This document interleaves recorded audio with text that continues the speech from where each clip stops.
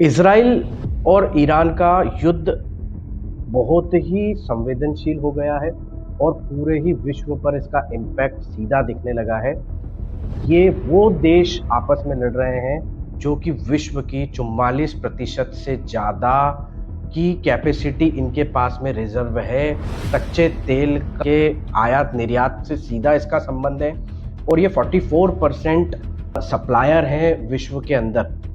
इनका जो झगड़ा है वो उसमें सीधे सीधे अमेरिका इन्वॉल्व है, क्योंकि अमेरिका ये चाहता है कि ईरान भी उसकी पॉलिसीज़ पे काम करे और इसीलिए वो सारे गल्फ़, दुबई, मस्कट और सऊदी अरेबिया, इस सारे कंट्रीज़ को ईरान के प्रति वो प्रेशर कर रहा है।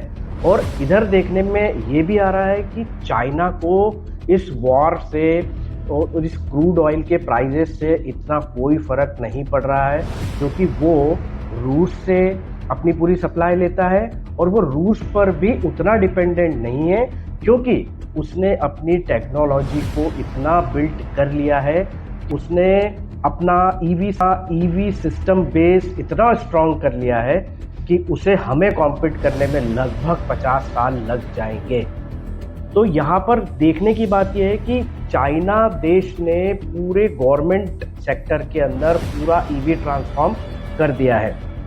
अभी हम एक सीरीज बना रहे थे how to buy a car very smartly, और ये हम एक जन साधारण को इस अवेयरनेस की तरफ लेके जा रहे थे कि ईवी कितना बड़ा रोल मॉडल प्ले कर सकता है जीडीपी के लिए, आपकी खुद की पारिवारिक अर्थव्यवस्था को संतुलित बनाए रखने के लिए। लेकिन मुझे ऐसा लगता है कि भारत सरकार, मेरे मध्य प्रदेश सरकार को भी इस मार्गदर्शन की विशेष आवश्यकता है, इस पे प्रकाश डालने की आवश्यकता है कि मोहन सरकार ने अभी 1200 गाड़ियां रेंट पर 5 साल के लिए हायर की है, जिसका टेंडर 970 करोड़ रुपए में वो टेंडर लगभग अनुमानित राशि पर फाइनल किया है, जिसमें 500 ड्राइवरों की सैलरी, रख रखाव और उनका डिवाइस सिस्टम, ये सारी चीज़ों को उन्होंने एक्वायर्ड किया है, जिसमें डीजल की कॉस्ट इंक्लूड नहीं है या फ्यूल की कॉस्ट इंक्लूड नहीं है। और ये वो कॉन्ट्रैक्ट है जो अभी तुरंत ही किया गया है।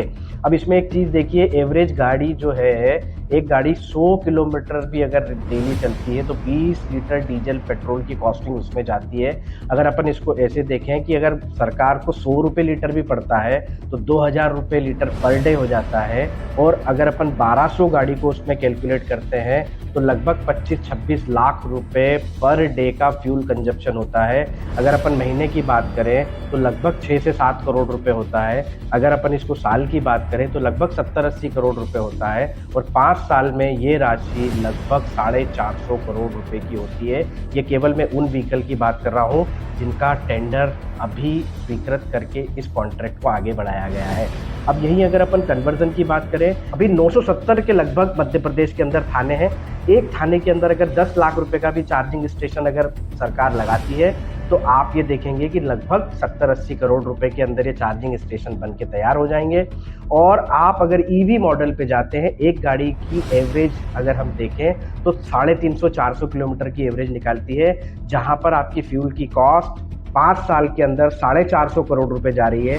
वहाँ 4.5-5 करोड़ रुपए की इलेक्ट्रिसिटी में हम अच्छा इकोसिस्टम बिल्ड करेंगे। वही पैसा आप पुलिस के, हमारे सैनिक हैं, उनकी आमदनी को बढ़ाने में, उनके महंगाई भत्ते को बढ़ाने में यूज कर सकते हैं, टेक्नोलॉजी और बिल्ड कर सकते हैं। तो मुझे ऐसा लगता है कि शासन को इस ओर भी बहुत आवश्यक है ध्यान देना। आज की ये रील जो थी वो मेरी मध्य प्रदेश सरकार की है। गडकरी जी एक तरफ पूरा इलेक्ट्रॉनिक्स और ईवी बेस्ड सिस्टम बिल्ड कर रहे हैं, तो गडकरी साहब आप देश के हर पुलिस स्टेशन को और ऐसी नए व्हीकल्स हम ईवी में ला सकते हैं और एक बहुत बड़ा पार्ट हम अपनी जीडीपी में इन्वॉल्व कर सकते हैं, जो हमारी ग्रोथ को और फास्ट कर देगा।